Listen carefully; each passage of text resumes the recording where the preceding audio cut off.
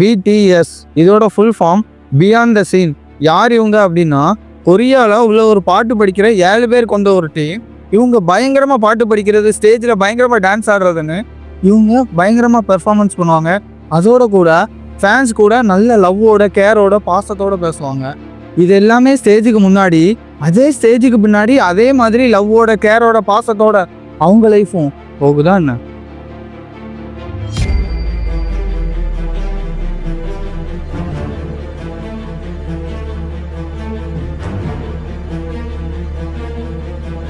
BDS team நல்லா stage performance பண்றாங்க, அவங்க சமூக பிரச்சனைகளை பாட்டா படிக்கிறாங்க அப்படின்னு ஃபாலோ பண்றவங்களை விட அவங்க ரொம்ப அழகா இருக்காங்க, ரொம்ப ஹேண்ட்ஸமா இருக்காங்க அப்படின்னு ஃபாலோ பண்றவங்க தான் ரொம்ப அதிகம். அந்த ஒரு கேங்லயே வி அப்படிங்கிற பையனுக்கு தான் ஃபேன்ஸ் ரொம்பவே அதிகம். ஏன்னா அந்த பையன் செம்ம அழகா இருப்பானா.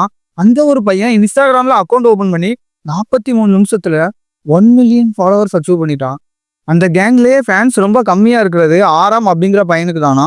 ஏன்னா அந்த பையன் அந்த அளவுக்கு அழகா இருக்க மாட்டானா. ஸோ ஃபேன்ஸ் ரொம்ப கம்மி. ஆனா அந்த ஒரு பையன் தான் அந்த டீமுக்கே கேங் லீடர். அந்த பையனை தான் ரேப் மான்ஸ்டர் அப்படின்னு சொல்லுவாங்க.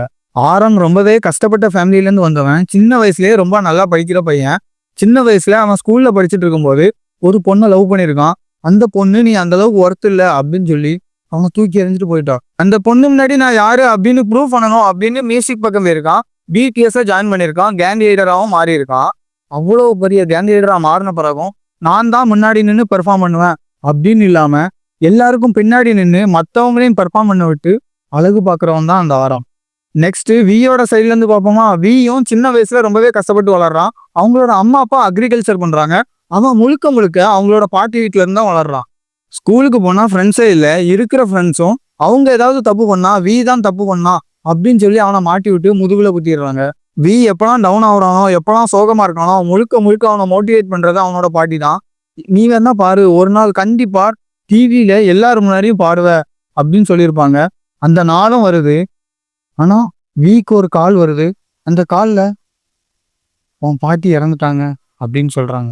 என்னடா இது, நம்ம அப்பா அம்மா மாதிரி கூட இருந்து பார்த்துக்கிட்ட நம்ம பாட்டியும் இல்லையே அப்படிங்கிற சோகத்தோட ஸ்டேஜ் ஏறி பாட்டு படிக்க போறான் வி. எல்லாருமே கொண்டாடுறாங்க அவன் பாட்டு படிக்கிறத பார்த்து. ஆனா அதை பார்க்கறதுக்கு அன்னைக்கு அவன் கூட அவன் பாட்டி இல்லை. விக்கு அந்த டைம் கொஞ்சம் சோகமா தான் இருந்துச்சு. ஆனா இதை விட சோகமானது வியோட லைஃப்ல இருக்கு. விக்கு எப்பெல்லாம் உடம்பு ஹீட் ஆகுதோ அப்பெல்லாம் பயங்கரமான அரிப்பு எடுக்குமா, அவனோட உடம்புல பயங்கரமான இச்சிங் இருக்குமா. அவனோட கான்செப்ட் டைம் முடிஞ்ச உடனே சட்டையெல்லாம் கலத்தி எரிஞ்சிட்டு ஓடுவானா வி. இந்த மாதிரி ஒவ்வொருத்தனுக்கும் ஒவ்வொரு ப்ராப்ளம் இருந்திருக்கு அந்த பிடிஎஸ் கேங்ல. ஆரம்க்கு பயங்கரமான ப்ரெஷர், எங்கேயாவது ஓடிடலாமா அப்படிங்கிற அளவுக்கு இருந்திருக்கு. சூகா ரொம்பவே தூங்கு மூஞ்சி. பிடிஎஸ் கேங் எக்கச்சக்க அவார்ட்ஸ் வின் பண்ணியிருக்காங்க. பேங் பேங் கான் அப்படிங்கிற ஒரு லைவ் கான்செப்ட் பண்ணப்போ 7,56,000 பேர் அந்த லைவை பார்த்துருக்காங்க. அது ஒரு கின்னஸ் வேர்ல்ட் ரெக்கார்டாகவும் இருக்கு. எல்லாமே நல்லா போயிட்டு இருக்கா. கொரியன்ஸ்லாம் ரொம்பவே லவ் ஆனவங்க, ரொம்பவே அன்பானவங்க, ரொம்பவே சாஃப்ட் ஆனவங்க அப்படின்னு நினைச்சிட்டு இருந்தீங்கன்னா இந்த பிடிஎஸ் கேங்கை கண்ட்ரோல் பண்றது பிக் ஹிட் அப்படிங்கிற கம்பெனி. பிடிஎஸ்ல உள்ள 7 பேரும் ஒரு நாளைக்கு 12 மணி நேரம் ட்ரைனிங் பண்ணணும். ஒரு இன்ச்சு கூட தப்பாகக்கூடாது. எந்த அளவுக்கு டேன் பண்ணணும், எந்த அளவுக்கு டான்ஸ் ஆடணும், எப்படிலாம் பாடணும் அப்படின்னு இன்ச் பை இன்ச்சா அவங்க ட்ரைனிங் கொடுப்பாங்க. ஃபேன்ஸ் கூட எந்த மாதிரி பேசணும், எந்த மாதிரி லவ்வோட ஃபேன்ஸ் கூட பேசணும், எந்த அளவுக்கு ஃபேஸை ஸ்மைலிங் ஃபேஸாக வச்சுக்கணும் அப்படிங்கிறத கூட ட்ரைனிங் கொடுப்பாங்க. பிடிஎஸ் கேங்கில் உள்ளவங்க யாருக்கிட்டையுமே ஃபோன் பேசக்கூடாது, யாரையுமே லவ் பண்ணக்கூடாது, யாரு கூடயும் டேட்டிங் போகக்கூடாது, யாரு கூடயும் ஃப்ரெண்ட்ஷிப்பாக இருக்கக்கூடாது. ஒன்று கான்செப்ட் பண்ணுற இடத்துக்கு போகணும், ஹாஸ்டலுக்கு வரணும். கான்செப்ட் பண்ணுற இடம் ஹாஸ்டல், இப்படி தான் இருக்கணும். நீங்கள் டிவியில் பார்க்குற மாதிரியோ இல்லை டிஜிட்டல் மீடியாவில் பார்க்குற மாதிரியோ 100% கொரியன்ஸ் கிடையவே கிடையாது. அவங்களாம் ஒரு இமேஜினரி வேர்ல்டு கிரியேட் பண்ணி வச்சுருக்காங்க. கொரியன்ஸ்னா இப்படி தான் இருப்பாங்க, லவ்வோட தான் இருப்பாங்க, அன்பாக இருப்பாங்க, எல்லாருமே கேர் பண்ணுவாங்க அப்படின்னு ஒரு இமேஜினரி வேர்ல்டை கிரியேட் பண்ணியிருக்காங்க. அதை பார்த்து ஏமாந்து போகாதீங்க. பிடிஎஸ்ல உள்ளவங்களாம் எவ்வளவு அழகா இருக்காங்க அப்படின்னு சொல்லி பார்க்குறீங்க. ஆனால் பிடிஎஸ்ல உள்ள பி யூஸ் பண்ணுற ஒரு ட்ரெஸ் 1 லட்சத்துக்கு மேலே, அவங்க யூஸ் பண்ணுற மேக்கப் 1 லட்சத்துக்கு மேலே, ரொம்பவே காஸ்ட்லியான பொருட்கள் தான் யூஸ் பண்ணுறாங்க.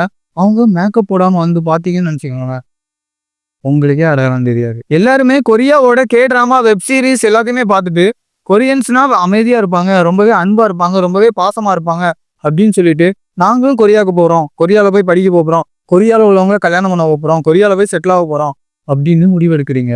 ஆனா ரியாலிட்டி என்னன்னா, சராசரி மனுஷனா இருக்கிற எல்லாருக்குமே கோவம் வரும், பகை வரும், வெறுப்பு வரும், எல்லாமே இருக்கும். ஆனா அவங்க காட்டுறது வந்து ஒரு இமேஜினரி வேர்ல்ட். அன்பா தான் இருப்பாங்க, கொரியன்ஸ்னாவே பாசமா தான் இருப்பாங்க, கேரா தான் இருப்பாங்க, லவ்வோட தான் இருப்பாங்க அப்படின்னு அவங்க ஒரு இமேஜினரி வேர்ல்ட காட்டுறாங்க. அதை பார்த்துட்டு எல்லாருமே நம்பிட்டு இருக்கீங்க. இப்போ இங்க உள்ள பசங்களோட பாயிண்ட் ஆஃப் வியூல இருந்து பார்ப்போம். கொரியால உள்ளவங்கள டிஜிட்டல்ல கருப்பா காட்டுங்களேன், எத்தனை பேருக்கு இங்க பிடிக்கி அப்படின்னு பார்ப்போம். அவங்கள கலரா காட்டுறதுனாலதான், ஃபேரா காட்டுறதுனாலதான் எல்லாருக்குமே பிடிக்கி அப்படிங்கிறது தான் 100% உண்மை. அவங்கலாம் பிளாஸ்டிக் சர்ஜரி பண்ணி தன்னை ரொம்பவே அழகா காட்டணும் அப்படிங்கிறதுக்காக பியூட்டி ப்ராடக்ட்ஸ்லாம் யூஸ் பண்ணி தன்னை அழகா காட்டுறாங்க. அவங்கள நீங்க முன்னிறுத்தும் போது இங்க உள்ளவங்களாம் காணாம போயிடுவாங்க. பசங்க நாங்களாம் இப்படி புலம்புறதுக்கு மூல காரணங்க அந்த பிடிஎஸ் தான். அந்த 7 பேர் கல்யாண வீட்டுல பாட்டு படிக்கிற மாதிரி பாட்டு படிச்சுக்கிட்டு ஒரு 7 பேர் சுத்துவாங்களா, அவங்க தானே பிடிஎஸ். நிறைய சின்ன சின்ன பிள்ளைங்களாம் இன்ஸ்டாகிராம் பயோல நாங்களாம் பிடிஎஸ் ஆர்மி அப்படின்னு சொல்லி வச்சிருக்காங்க. எதுக்காக அப்படி வச்சிருக்கீங்க அப்படின்னு கேட்டா அது எதுக்குன்னே நிறைய பேருக்கு சொல்ல தெரியல. கிளாஸ்ல உள்ளவங்களாம் V fan, RM fan, so நானும் ஒருத்தனுக்கு ஃபேனா இருக்கணும் அப்படிங்கிறதுக்காக சொல்லிட்டு சுத்திட்டு இருக்காங்க. இன்னும் நிறைய பேர் இன்ஸ்டாகிராம்ல ஸ்டோரி போடுறதுக்காகவும் வாட்ஸ்அப்ல ஸ்டேட்டஸ் போடுறதுக்காகவும் நாங்களாம் பிடிஎஸ் ஆர்மி அப்படின்னு சொல்லி சுத்திட்டு இருக்காங்க. இதெல்லாம் பார்த்துட்டு நிறைய பசங்க சைக்கிள் கேப்ல பிள்ளைங்களெல்லாம் கரெக்ட் பண்றதுக்காக அவனும் பிடிஎஸ் ஆர்மி அப்படின்னு சொல்லிட்டு சுத்திட்டு திரியிறான். ஒரு 100 பிடிஎஸ் ஃபேனை கூப்பிட்டு எதுக்காக உங்களுக்கு பிடிஎஸ் ஆர்மி ரொம்பவே பிடிக்கும் அப்படின்னு கேட்டா அதுல 10 பேர் வேணா அவங்க படிக்கிற சாங் ரொம்பவே நல்லா இருக்கும் அப்படின்னு சொல்லுவாங்க.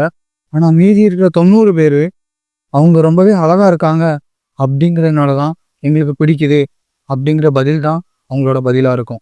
அப்படிலாம் இல்ல, நாங்க அவங்களோட அழகா பார்க்கல, மனசை தான் பார்க்குறோம் அப்படின்னு நீங்க சொன்னீங்கன்னா அவங்க பிளாஸ்டிக் சர்ஜரி எதுவுமே பண்ணாம, அவங்க மேக்கப் ப்ராடக்ட்ஸ் எதுவுமே யூஸ் பண்ணாம அவங்கள நீங்க ஏத்துப்பீங்களா அப்படின்னு யோசிச்சு பாருங்க, உங்களுக்கே புரியும். அப்படிதானே ஆல்ரெடி இந்தியன்ஸ் இருக்காங்க. I give a small disclaimer. இந்த ஒரு வீடியோல கொரியாக்காரங்க தப்பா காட்டணும் அப்படிங்கிறதெல்லாம் நம்மளோட நோக்கம் இல்லை. ரியாலிட்டி என்னமோ அதை தான் சொல்லணும்னு ட்ரை பண்ணியிருக்கேன். அடுத்த வீடியோல சந்திக்கிற வரைக்கும்